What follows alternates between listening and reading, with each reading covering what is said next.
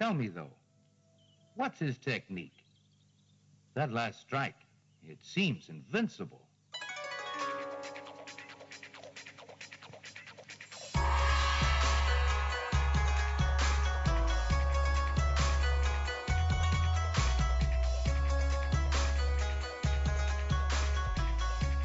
Hello and welcome to Sons of the Dragon, the Immortal Iron Fist podcast. My name is Connor McKenna. And I'm Carl Stout. And this week we are covering Marvel Premiere number 23.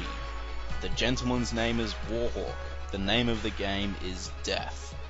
Also known as The Name is Warhawk.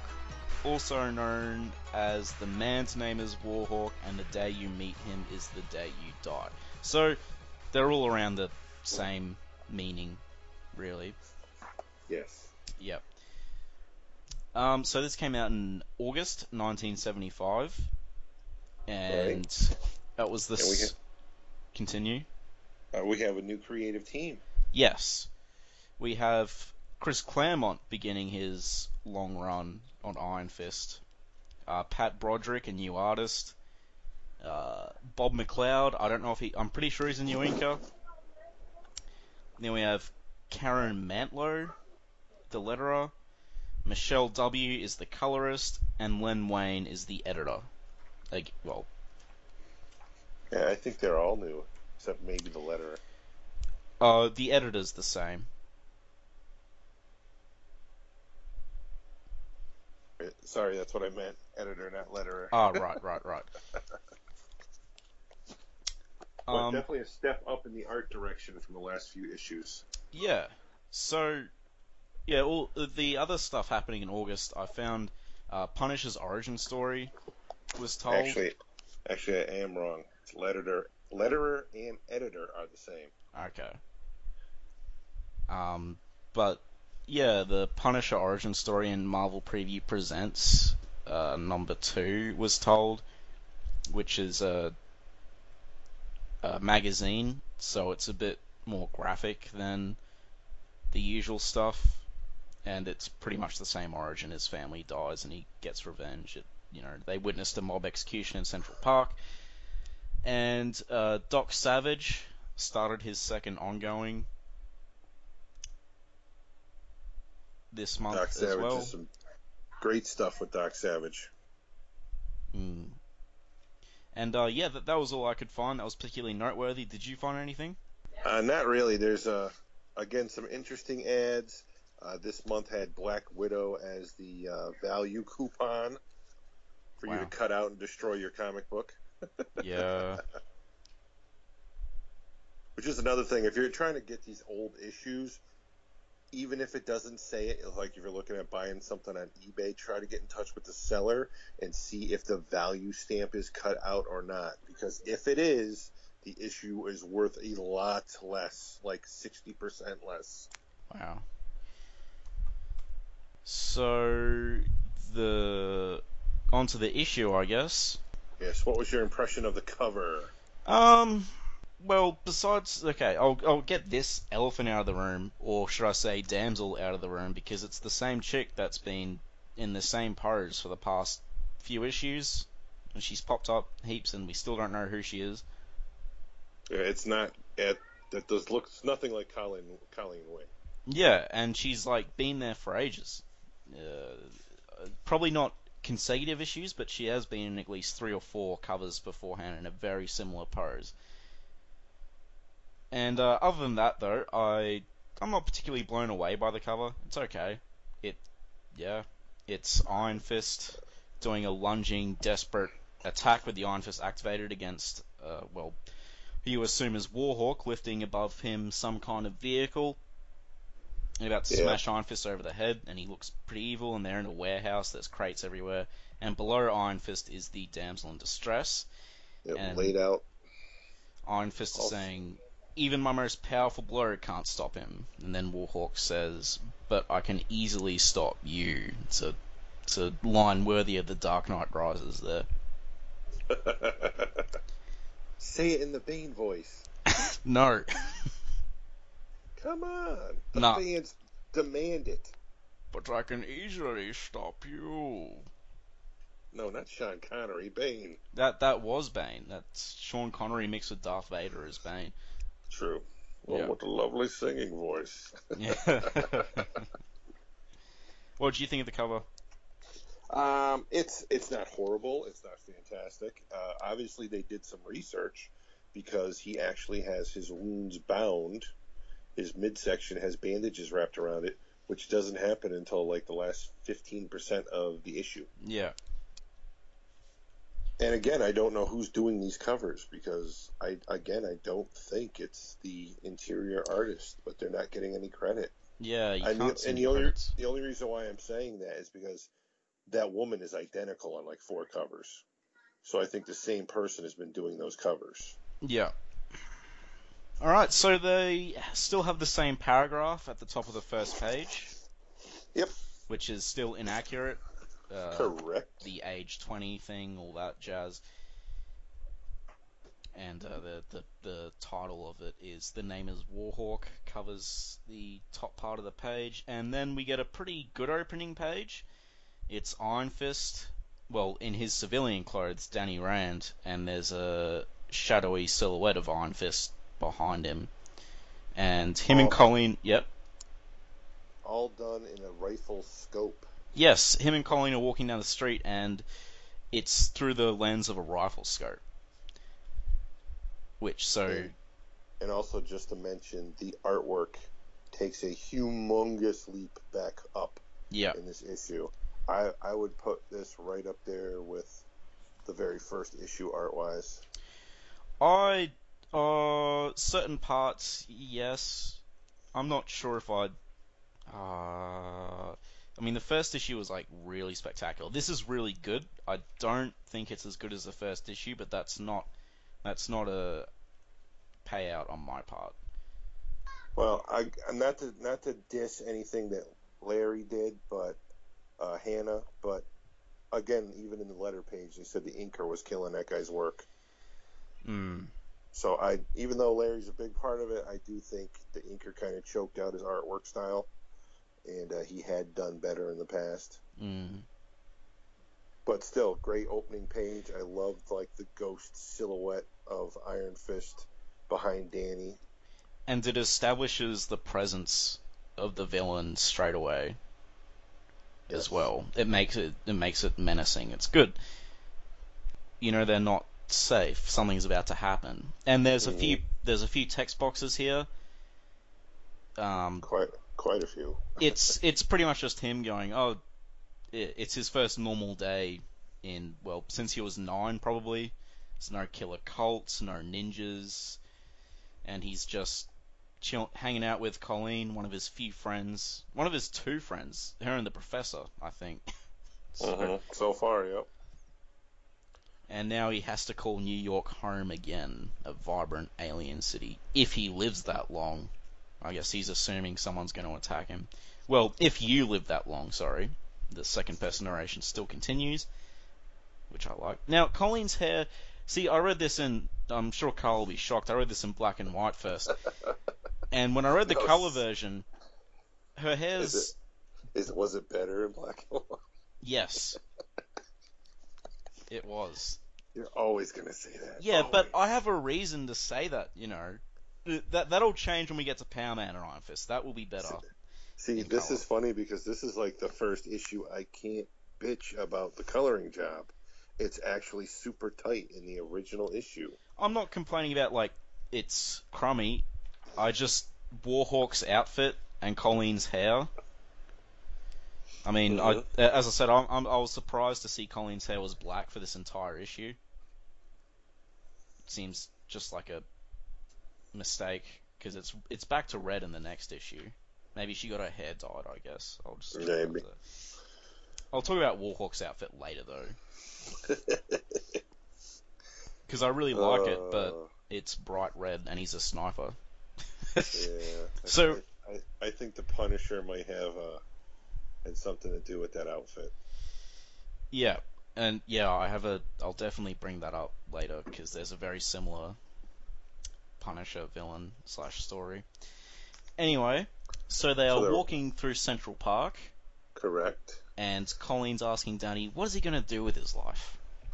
Right, because he admits that he's just spent half his life training to kill a man, and when that moment came, the living weapon couldn't kill. Because he...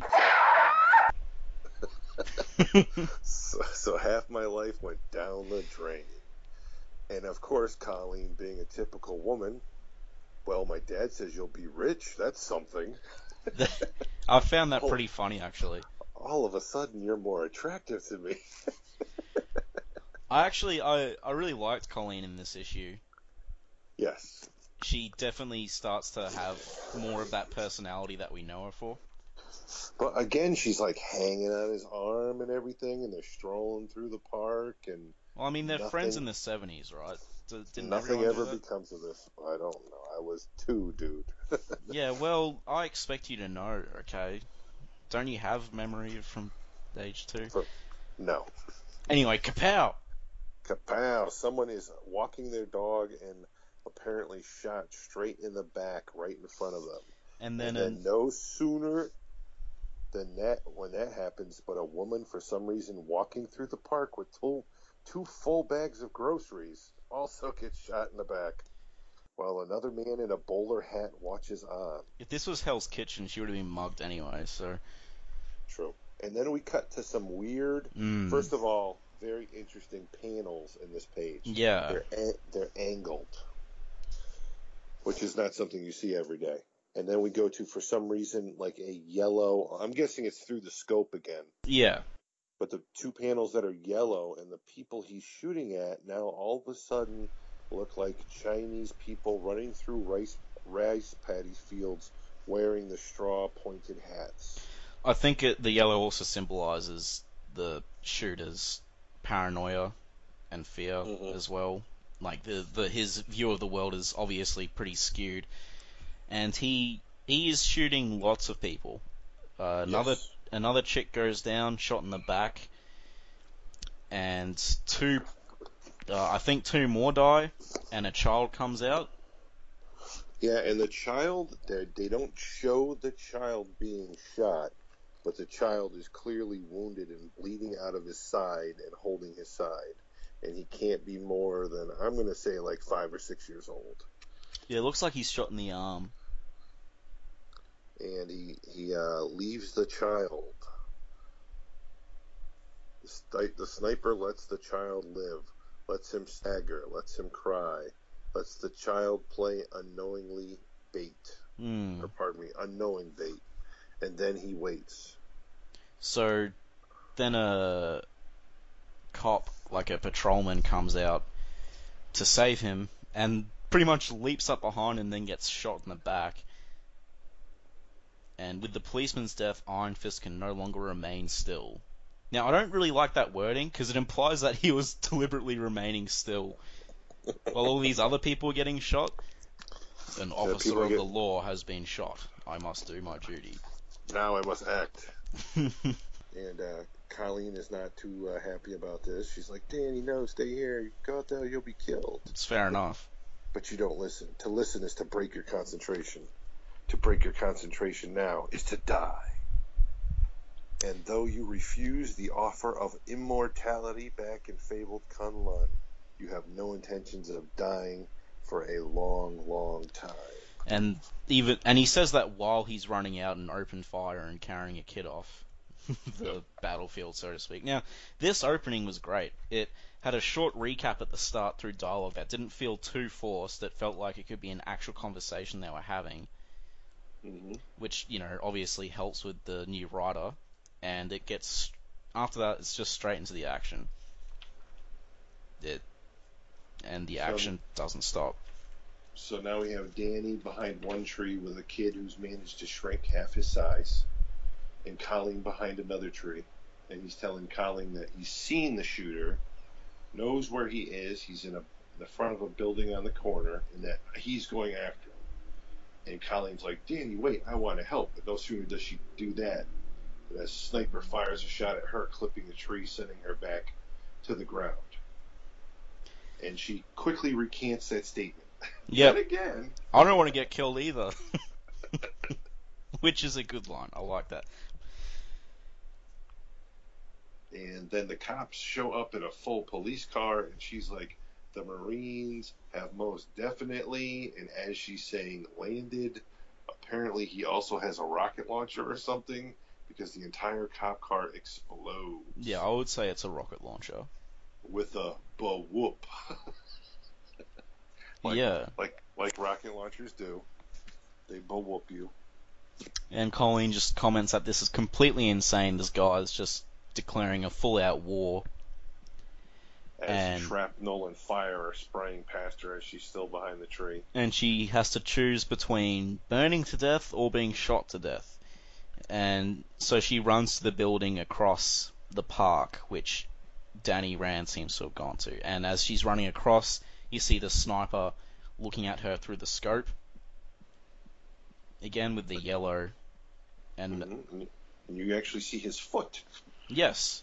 Because she's running so fast, he's trying to get a bead on her, and the crosshairs actually never get on her. So she does make it across, gets inside the building, and is immediately yelled at by Iron Fist. Yeah, just Iron Fist going, "What are you doing here?" And then Colleen says, I came to help. Now, did she go? Is she just saying that? It doesn't seem like she went to help. It seems like she just ran for cover. Well, she initially said she wanted to help, and that why do you always have to play the hero?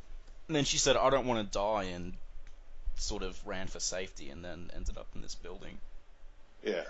I'm not judging her. I just think it's funny.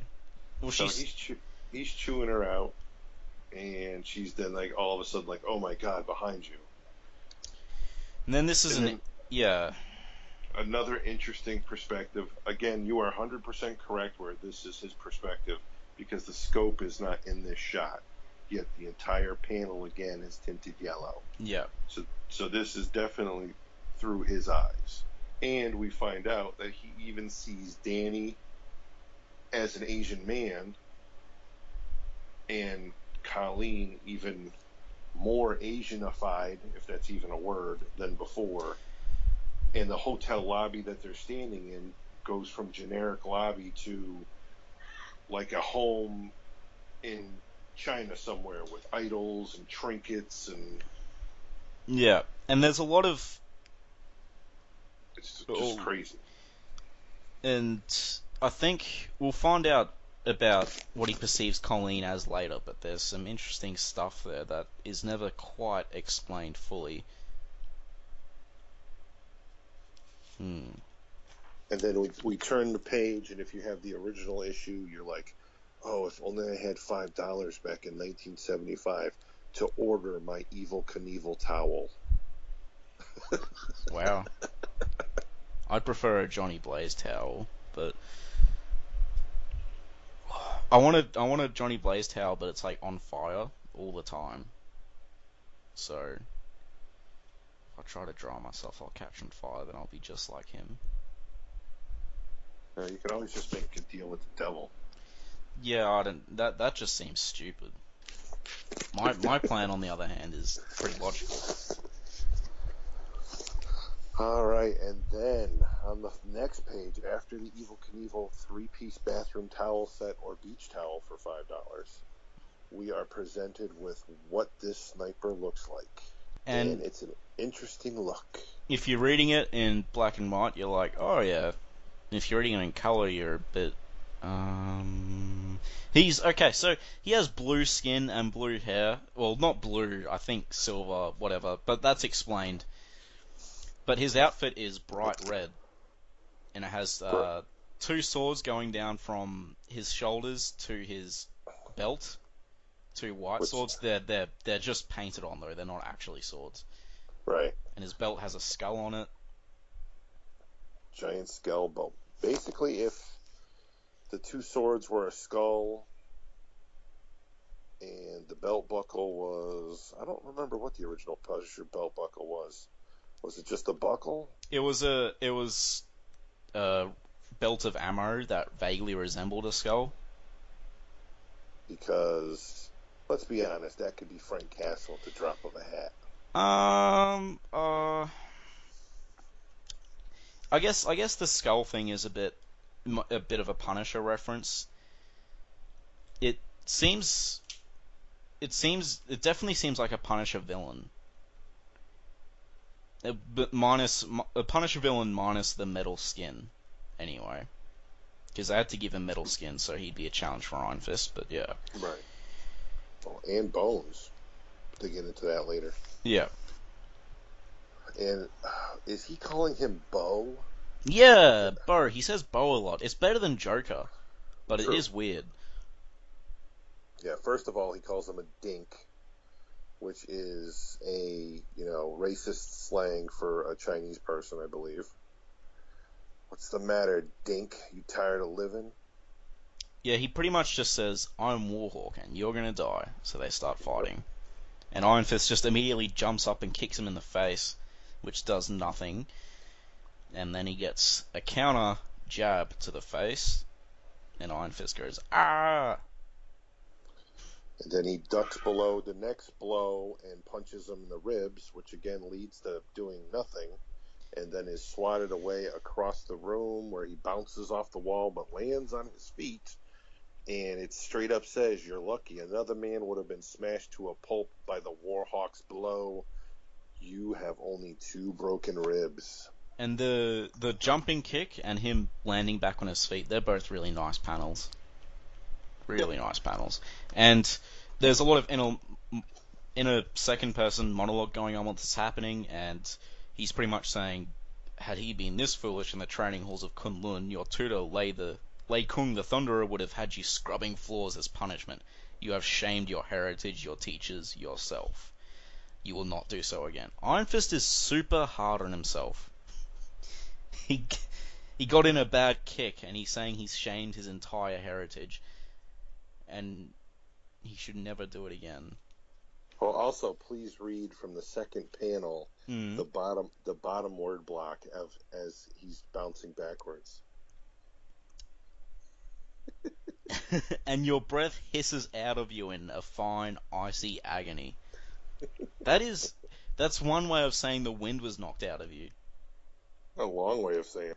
Very long and dramatic way of saying it. And one of the things I like about this is we've got some major action going on here in a lot of these panels. And this artist, he does it in a couple panels, but for the most part, this fight scene has full backgrounds. Yeah. Which hasn't been done a lot in the other issues. A lot of times, once the action starts to get heavy with blocks and blows, the artists have been just blowing out the backgrounds. I looked back just now, and it's pretty much all just like a color as a background. But I mean, we've got elevator doors, we've got no smoking in elevator signs with giant ashtrays filled with cigarette butts, all kinds of little details, moldings around pillars in the wall, towards the carpeting, detailed framework on stairs, designs around mirrors on the wall. This guy went all out. Yeah, and it's good because not only are they, like, Danny's in his civilian clothes fighting in a building, so it should have a more realistic look to it. Crikey, he almost looks like he... What? Hold on. My headphones just fell off. Okay, yeah. I said, crikey, he's almost dressed like the Crocodile Hunter. He's a fair bit away, I think, from old Steve-O and rest of the soul. So they keep fighting. So since I brought it up, I gotta ask: Have you ever visited their zoo? Oh yeah. My uncle even had a beer with Steve-O, and like he was just hanging around. It's pretty cool. That's awesome. But the zoo's pretty. Ever since Steve Irwin died, his wife made it all pretty commercialized, which is why her and his dad had a big falling out. So that's sort of depressing, I guess. But well, I imagine after his passing, all the television money and everything magically went away because he wasn't doing the shows anymore. That was bringing in money. That was probably keeping other things afloat. Well, they were still very successful after he died because Australia Zoo is still a thing and it's a bit bigger now. It's a lot more commercialized as opposed to being about the animals now. But Yeah, I mean, I can't say too much because this is knowledge I had like from a couple of years ago. But yeah.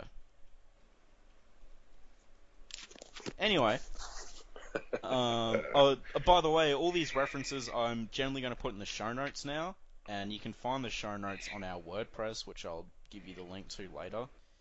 It'll just help. I just had a request to do show notes so they knew all these issues we were referencing and people we were referencing and stuff. So you should have a reference up for the Punisher story from the magazine. Yeah. Excellent. I re-listen to it when I'm editing, and I like make notes of anything we reference and then do it afterwards. Fantastic. Iron Fist elbows. After a fury of blows, yeah, he is in screaming agony. His arm is numb from shoulder to hand, and it's almost as if he'd been hitting metal. And he elbowed him in the back of the head as well and hurt him, not Warhawk. Is Warhawk's hair made of metal? That would be interesting. I would imagine. I mean, yeah, can hair grow out of metal? I'm asking too many questions here. Let's just go along. And then we see him flying through the air, limp. But you seem more cat than human now, and cats always land on their feet. So he alters his trajectory. Well, he alters it so he'll land. But yeah, it says Colleen gets in the way and he falls into her, and he seems to knock her out, which is pretty funny. Yep, he's like, Colleen, no. While he's moving fast, and she's knocked out. He's grabbing her left. Yeah, he couldn't. Warhawk apparently kicks him square in the balls and turns him. If you just look at his hand on her butt and then read the word now his happy feelings.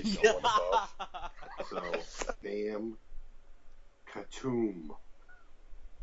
Wow. Yeah, you'd think it'd be Squish. And he's like, too bad, Dink. You're good, the best I ever fought.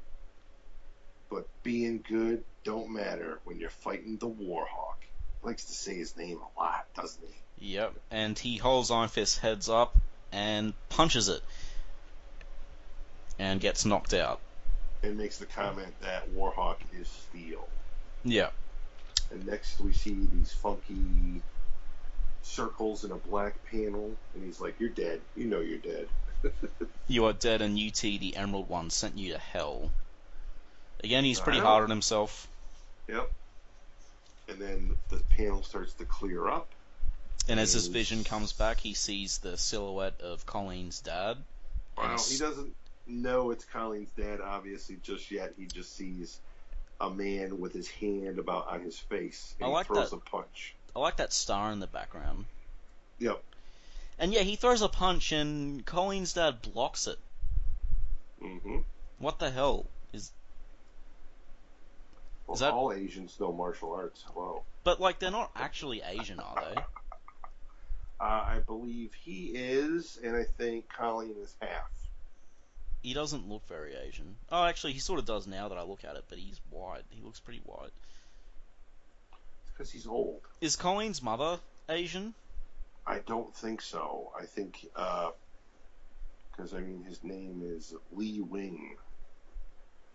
So I believe he is the Asian one. I don't know, to be completely honest with you, with all the stories I've read, I don't know if the mother's ever discussed other than the fact that she's half Asian. I think we'll find out, because we do find out Colleen's full backstory soon, so hopefully that sheds more light on it.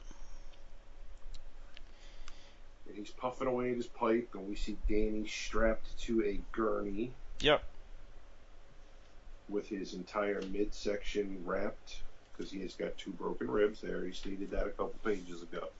And now his head is heavily bandaged from where he took the punch from Warhawk.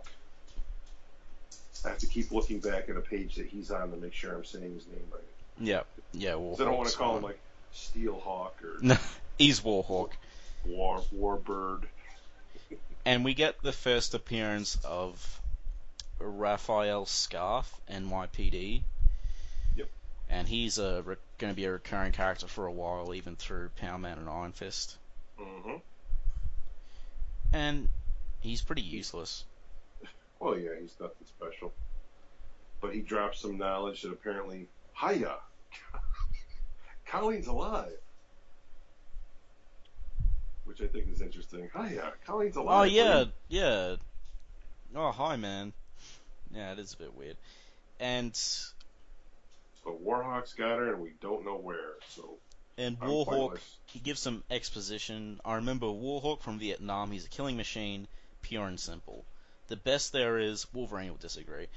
The agency used him as an assassin for 8 years, and the VC never laid a hand on him. The rumors were that the guy wasn't even human.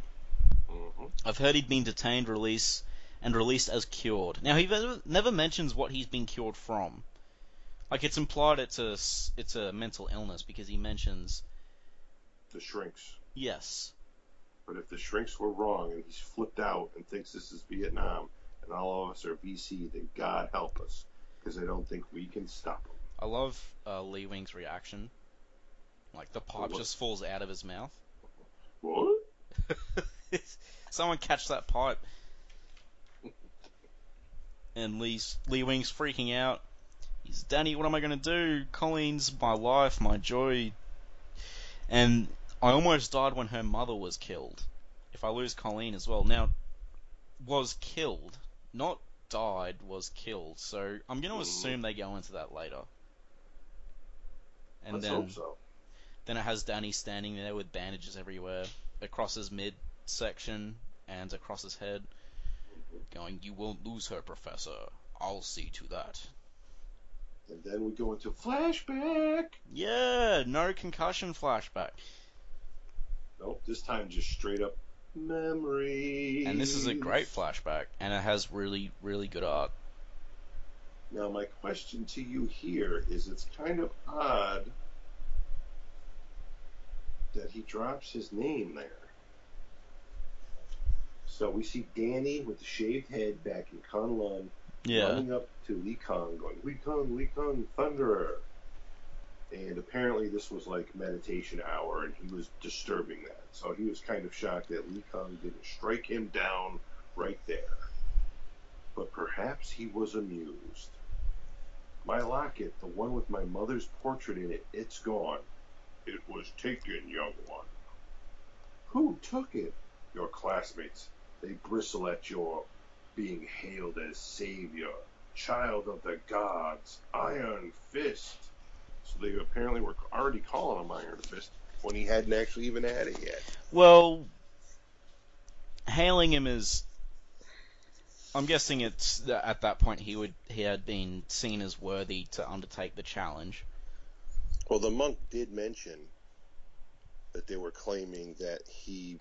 Because apparently there's some prophecy somewhere that I don't think we ever really find any more information about, other than people mentioning there's a prophecy somewhere that somebody would become the Iron Fist that was not born in Kunlun.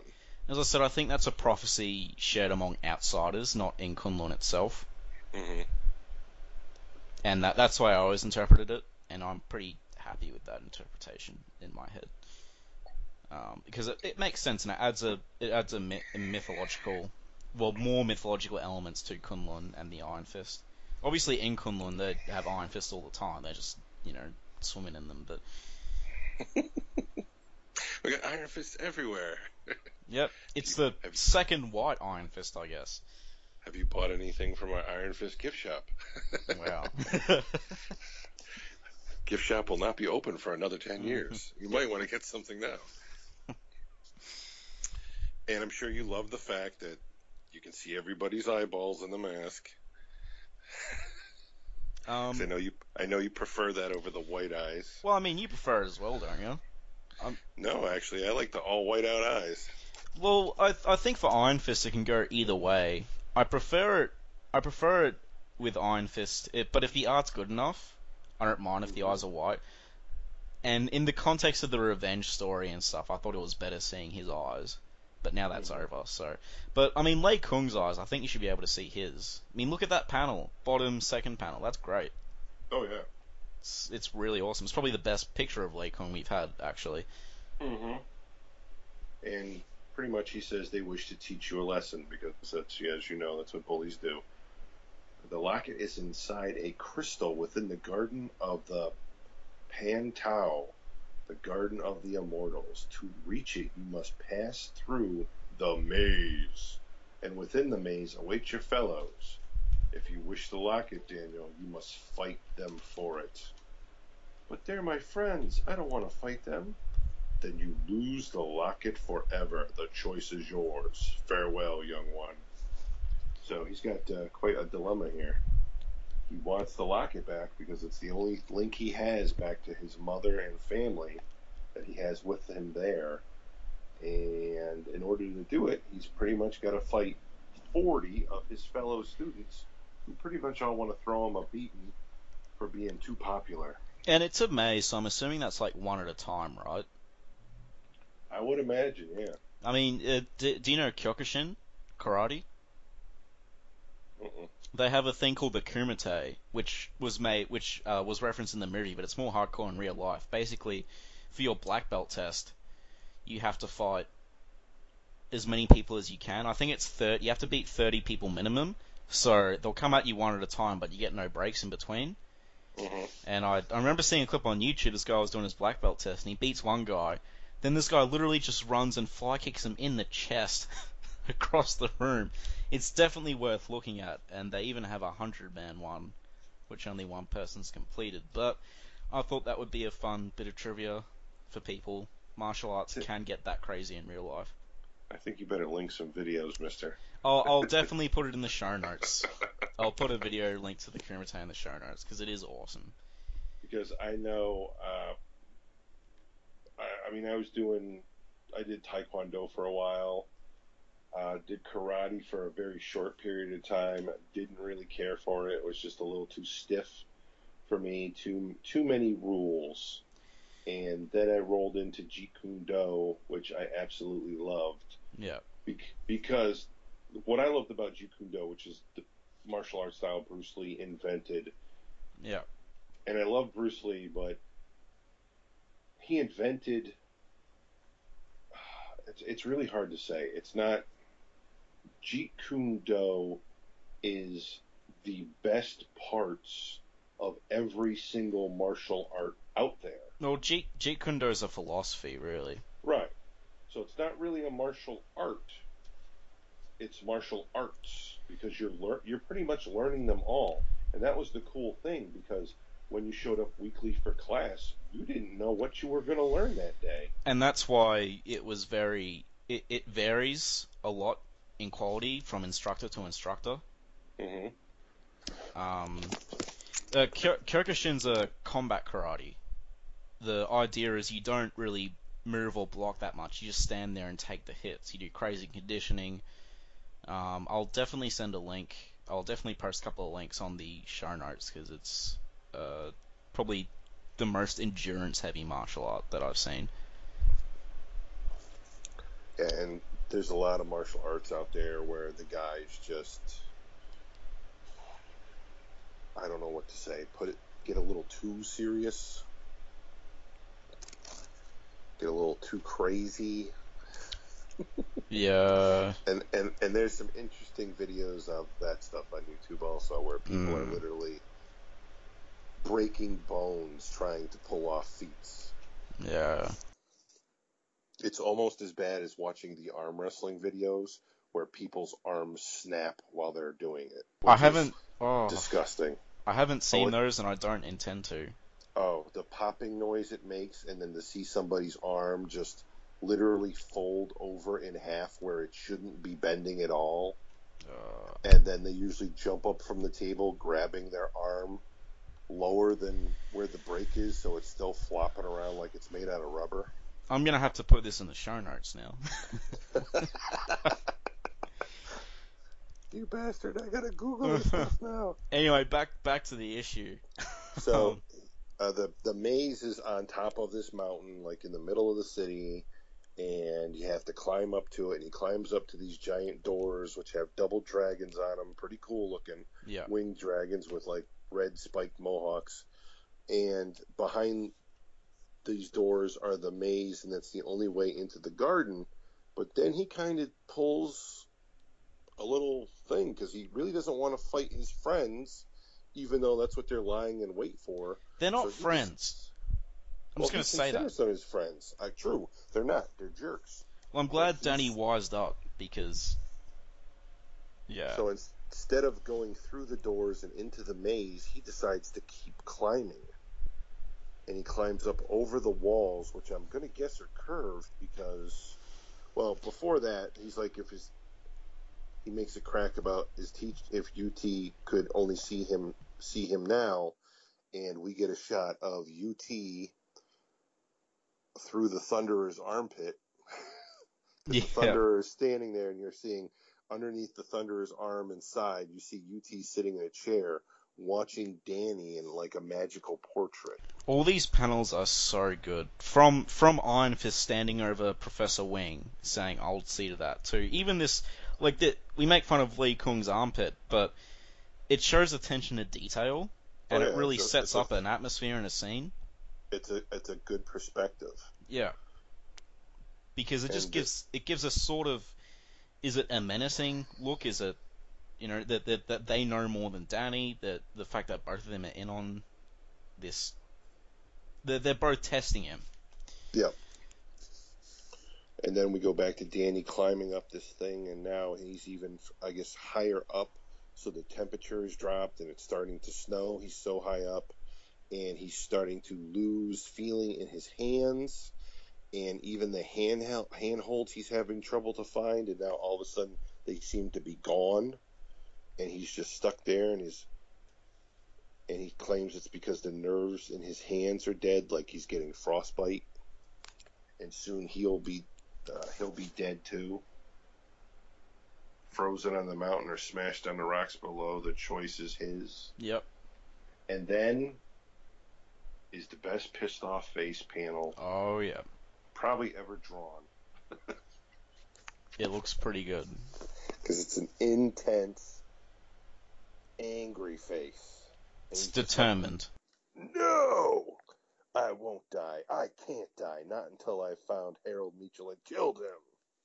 All the training, deadening the nerves in my hands, but my training's been of the mind as well as the body. So pretty much he wills the feeling back into his hand. He fights the effects of the frostbite. And by forcing this, he has feeling in his hands again, even though the feeling is pain. It's sheer pain, but it is feeling. It's not numb anymore. And because he has some type of feeling back in his hands, he can now feel the rock surfaces and find the handholds he needs. And he keeps climbing. The pain of survival, of life. And that gets him to the top of this mountain crevice. Which is just an amazing panel, that bottom panel. Mm-hmm. Looks really, really good. There's a lot of wind and clouds gushing. It's on top of a mountain, and it's hard to describe. I guess check it out yourself. And the right side of the panel is interesting. Is just clouds. It's not a border. Mm-hmm. And then instead of even the borders on this page for some reason, when they went to flashback, if you look, the very first panel. The left side is clouds. All the panels have rounded corners. Yep. And when we finish the flashback, the right side is clouds. Although the flashback's not finished because he still has 2 more panels left. Oh, wait, no, I see what you mean. Yeah, I thought you were referring to the mountain. No, I see it. So he finds his mother's locket. And your friends call you coward for refusing their challenge. You do not care because you're about to beat up a dragon and a giant robot, so you'll prove them wrong. And the locket is your heritage, your talisman, the only link with Daniel Thomas Rand, son of Wendell and Heather. So he punches the prism holding the locket. And in a way, the locket is part of your soul, as Colleen is a part of Professor Wing's. And you know that you would have killed to get it back. So I think the locket comes up in Living Weapon, if I recall correctly. We'll be reading it again soon, I guess. But yeah, it's funny because Iron Fist is such a boss in this, but he's sort of a wimp in Living Weapon. And I don't think it's a retcon, I think it's just a matter of perspective. because there's no need to show all this stuff again, but you can show you can show a sort of behind the scenes look at it, if you know what I mean. Yeah. And Living Weapon did cover how like a 9-year-old kid dealt with this stuff. And again, the artist has gone above and beyond. Yep. In these panels, with all the detail he has thrown in everywhere. Yep. There's no wasted space. There's no empty space. That's true. And then we go straight to the docks, Pier 78, which is old and run down, and they're saying, it should have been knocked down years ago. Pretty much the abandoned CD dock warehouse, and he followed a trail. He followed Warhawk's trail to get there, so probably a trail of bodies with bullet holes in them. Or deep footprints, because he's metal, so he's heavier. Yeah.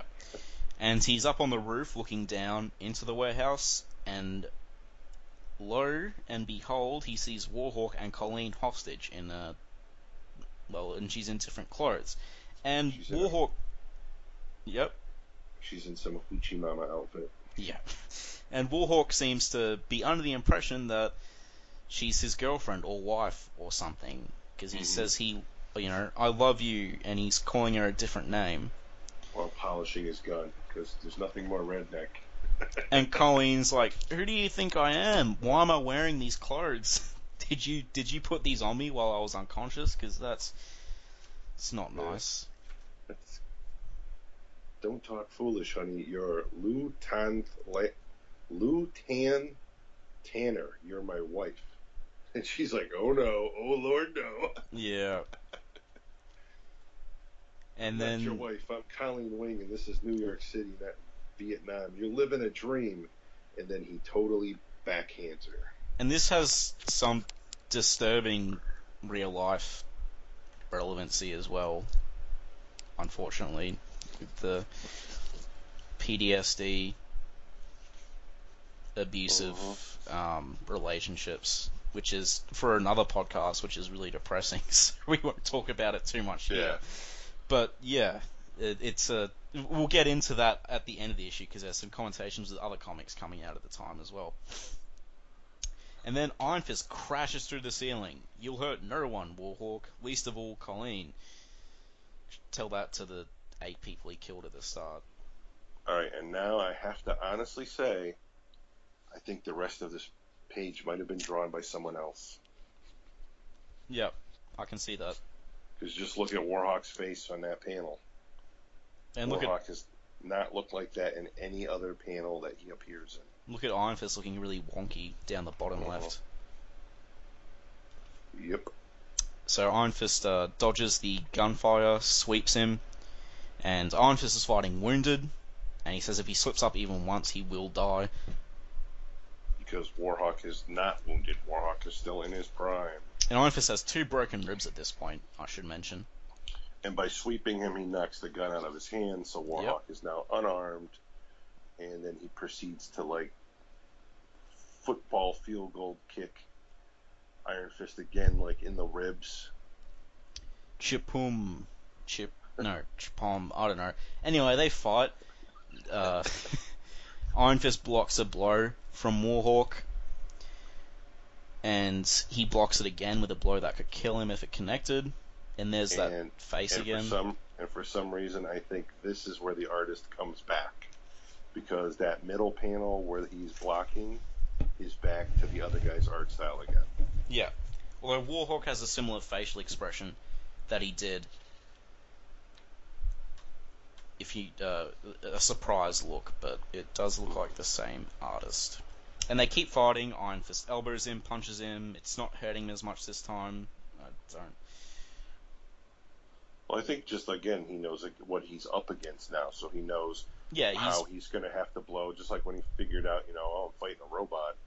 When he fought the One, so change your attack. So he's using sweeping attacks and striking with other parts of his body other than just his knuckles. Even though one punch does get just caught and stopped, and then he just throws Iron Fist across the room, commenting that if you're fighting flesh and blood, that's one thing, but I'm steel. Steel bones and steel skin. I ain't human, Bo. And Warhawk recognizes Iron Fist at this point due to his fighting style. Mm-hmm. And Colleen comes up behind him, calls him, "You lousy, stinking, filthy butcher," and kicks him in the back, which does absolutely nothing. Then he backhands her again. "You little tramp, I pulled you out of the gutter. I took care of you, and you hit me." And Iron Fist says, "That's enough." Very interesting shading on that second panel. It covers up how Iron Fist might be looking a bit wonky. Mm-hmm. And his collar looks like a big ice cream cone. Yeah, all of a sudden, he's got stitches that he can't chew on. Yeah.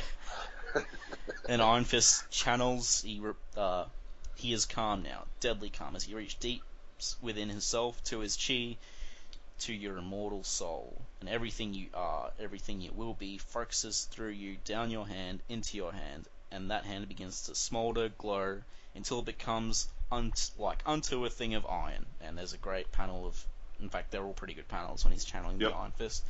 And then he punches Warhawk straight in the chest, and Warhawk goes flying out of the building, smashes through the thing, and smashes through the wall and into the drink. And he's going, "Ah!" Froosh. Yeah, froosh. And then Colleen Wing all of a sudden is not Asian at all. And she said, "Iron Fist, the tide's running. The current's pulling him out to sea." Your reaction is instinctive. The man is your enemy, but he is also a man. You cannot let him die. "Warhawk, grab my hand quickly, or you'll be swept past me." And you see them just about to touch. Warhawk's hand is coming out of the water. Iron Fist is, within about a half inch of one another, so he could barely touch his fingernail. "That's it, a little bit more. You're almost there. I've almost got you." And meanwhile, Colleen Wing is also holding on to him so he can stretch out this far. And then we see through Warhawk's eyes that, again, it is a Chinese man reaching for his hand on the banks of a river in Vietnam. Vietnamese man reaching for his hand on the banks of Vietnam. And he's like, "They'll put me in a cage. They'll parade me around like a circus animal. They'll put me in a cage. A cage. No, I won't surrender. I'll never surrender." And you see Warhawk's hand just become a fist as it slides back into the water, and Iron Fist is, "No! Yeah. You are Iron Fist, and this night you have triumphed. But you now know. But you know now." So I don't know what I'm reading. And truly know that sometimes victory can be a hollow thing indeed. And Iron Fist is just going, "Why did he do it? I almost had him." And next issue, what has revolutionaries, martial artists, New York cop, softball game, a hero, a beautiful princess, fights galore, and a monstroid? Summer Kill. Oh, God. Well, let's talk about this issue. So, an issue like this could, if they're worried about keeping tone with Iron Fist, episode, this could be a Netflix episode, something like this, Definitely. And Raphael Scarf could be a supporting character, even though he is useless. Mm-hmm. If they just focused on him, Colleen, her dad, Iron Fist, maybe Orson, it'd be good, but whatever. We've talked about that enough. So yeah, it's a great issue. But this could also, like we discussed before, be a Punisher War Journal issue, and this could also be an issue straight out of the Nam magazine. Yeah. And it's a really good street level issue, and it's a really good issue because it could be straight out of Punisher or the Nam, or besides the Iron Fist flashbacks and Warhawk being made of metal. But yeah, the way it's Warhawk, I mean, he's a bad guy, but he's completely delusional. Like, he's completely lost it. And there's that whole implied backstory with his wife, and you never really find out what that's about, but I'm almost positive he does reappear. Okay. Well, that'll be good then, because this was a really good issue, and I want to say it's Power Man and Iron Fist 88, but I might be wrong. And I wouldn't say that, obviously the Vietnam thing was a thing at this point in time. So Yeah, it was huge in '75. yep. And so it probably wasn't because of Punisher and None that this was written. It was probably because of the thing. But yeah, no, I thought it was really good. No, it was a good issue, good story, good to the point. Honestly, Warhawk did not need to be metal. He could have just been really tough. Yeah. I don't know why they put that spin on the character. That wasn't necessary. I think if they had more, because it's the same writer and he does have villains like this that aren't metal. So I think Claremont was just new to it and played it safe by making him metal. Mm-hmm. But you're right, he didn't need to be metal. But I guess it's implied it's some sort of experimentation, right? Right. Yeah. As I said, I have a bit of a problem with Warhawk's garish outfit, but it's exactly like a Punisher villain, Tarantula. I'll put that in the show notes. And he was a sniper as well, who saved Frank's life in Vietnam, and he ended up going a bit loony and started killing people. So I'm gonna guess that's not the same Tarantula who's the Spider-Man villain. No. Okay. Although it is in a Spider-Man comic, but it's not that Tarantula. Because I think that Tarantula is also an expert in Savate, isn't he? I'm not sure. I do know that's that why he's got the spikes on his feet, because he's an expert in Savate, because he attacks with his feet. this Punisher Tarantula, he gets wasted in like 2 issues, so and he's a sniper, but he does have a ridiculous like red outfit with a black spider on it. Lots of people get wasted in less than 2 issues in Punisher comics. Yep. I would love to know, like, the total Punisher kill count, because it's got to be through the roof. I think it's. I'm not sure if it was in a run or something, but the kill count's been mentioned. It's been like 50,000 or something. No way! Come on, I can see maybe 500. Yeah, official kill Did he, count. Like, nuke a country? This is counting his first appearance all the way to the present. Castle has killed 48,502 people. How is that possible? He did nuke an island at one point. I remember that. Okay, so that could be like, 20,000 people. There was, I think it was a couple of thousand, but I mean, he's nuked a lot of things. I think. That issue Wasn't his first couple appearances, wasn't he actually firing rubber bullets?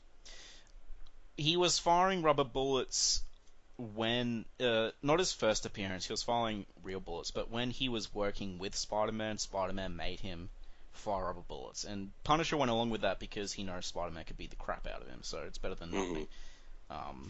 Yeah. He only did that when he was teaming up with people in his own stories. He would always blow people away. Interesting. I actually never got into Punisher until that fantastic miniseries came out. Born? With the Jigsaw in prison. Circle of Blood? The one with the fully painted covers. I think it was 4 issues. I think that's Circle of Blood. Yeah, no, that's really good. And that like blew me away, and from that point on, I read Punisher for a whole lot of years. That's his first miniseries, I'm pretty sure. Yes, it was his first. Have you read Ennis's Max run? No. Definitely get into that. It's also very good.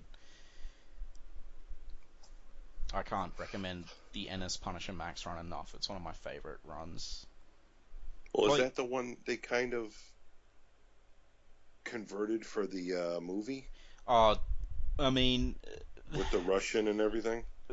Punisher Max has black humor and some ridiculous stuff, but that movie went way over the top with the humor.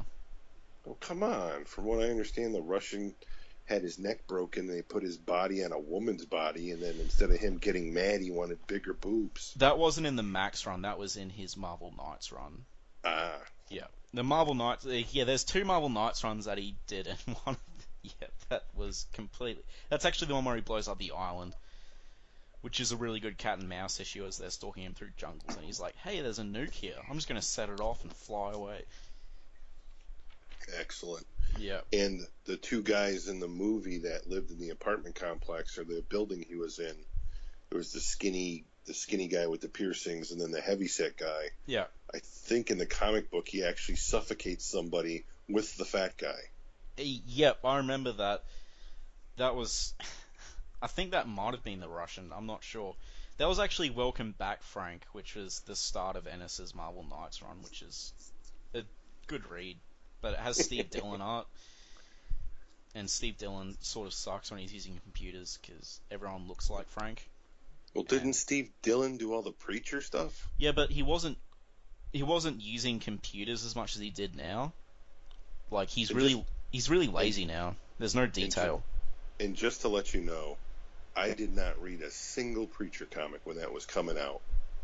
And then I told my friend that, and he was completely disgusted, and he had every book in graphic novel form, and he let me borrow them all, and I read the entire run in like a 1 week.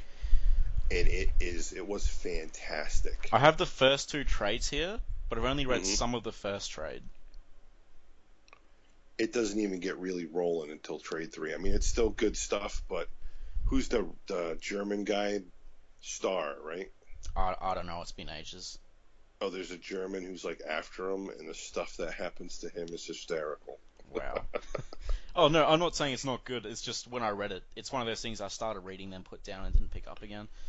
Oh, it gets weird, it gets perverted, it gets funny, it gets like sick, and then it gets funny again. It's Garth Ennis, and he hates superheroes, yet he's one of the best Superman writers out there, which is pretty funny.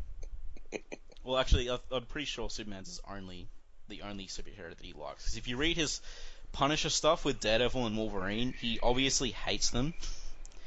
He gives Daredevil a bit of respect, but not much. But Wolverine and Spider-Man, he just turns into complete jokes. Well, they're in everything. And he was probably forced to put them in the book. Oh, no, he put them in there so he could, like... Actually, even if he was, but he's gone on the record saying he hates superheroes. Mm-hmm. He won't shut up about it, actually. It's sort of like Alan Moore going on about how he hates DC. Which is fair enough. Anyway, let's stop, because there's so many show notes. I don't want to do all these show notes. So... Yes, we've been rambling again. Me? You've been rambling as well. Oh, I said we've been rambling. Oh, again. okay. I thought you accused me specifically. No, well, that would have been me. You do ramble. I do ramble. But when I ramble, it's about things that need to be rambled about, so... That's right. Oh, by the way, this issue is better in black and white. Oh, shut up. It is not. It is too! Do you have the black and white essential? Are you going through these in black and white? No, I'm looking at the original issue. Yeah. The essential doesn't have fantastic advertisements for Evel Knievel bath towels. Yeah, but that has nothing to do with the color job or... See, what I do is I read these in essentials, then I flick through the Masterworks, and then when we're doing the show, I have the Masterworks open as the reference. I might have to do that. I might pick up the Epic collection too, so I might have all of them open. The Essential, the Epic, the Masterworks, and the original issue. To be fair, we're fast approaching the point where the stories are debatably better in color, or might even be better in color from this point onwards, where it gets a bit sillier. Okay, well maybe just the softball one, because that one is so stupid. Yeah, Summer Kill is out there. I can't wait till next week. So, just a bit of stuff. So we've changed the name of the Facebook page for 1 week to see if that makes... Because we made it so that the Iron Fist podcast part is in the foreground. It is before the Sons of the Dragon part, just to make it a bit easier for people to search.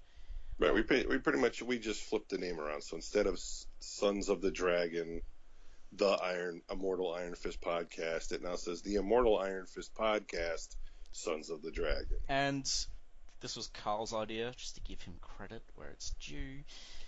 Well, my whole thing is when searching it,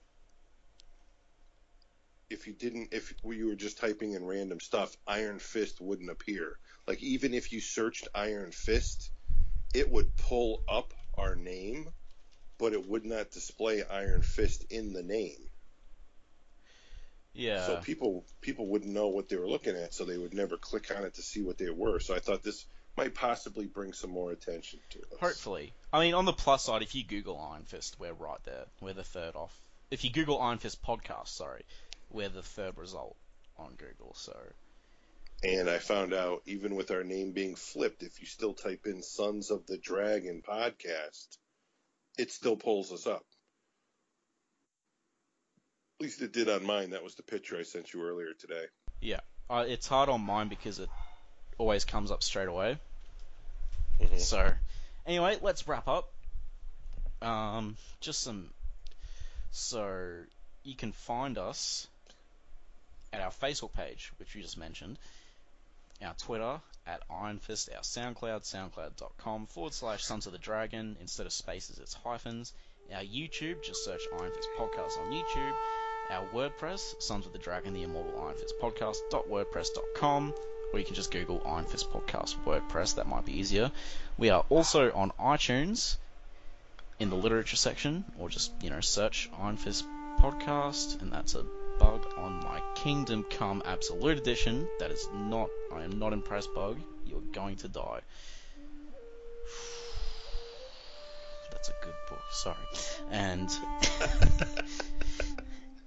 and we're also on Podcast Garden. Just go into literature, and you will see the Immortal Iron Fist podcast there. And contact us. Feel free to send us any mail, fan art, feedback of what you think of the issue, any speculation, what you think of our thoughts on other things like Johnny Blaze or Punisher, all that sort of stuff. Or if you just want to... Yes, definitely Hellboy. And if you want to complain to us about how our opinions are wrong, or that, Winter Soldier is actually good and comics in black and white are lame, then just email us at sonsofthedragonpodcast@gmail.com. Or you can just post on our Facebook to contact us as well. That works too. Or you can comment on the YouTube thing. Yep. There's lots of ways to get in touch with us. Pretty much. Iron Fist, Colleen Wing, all these other characters, any music, anything we use, they are all owned by their respective copyrights. Iron Fist and other characters are owned by Marvel. We don't make any money off of this, so please don't sue us. Zero. Zilch. And we don't even make money off the YouTube stuff because Connor hasn't figured out how to put an advertisement in front of it yet. Well, I'm not going to do that. And so next week, robot, softball, New York cops, a princess, national delegates, more robots, summer kill.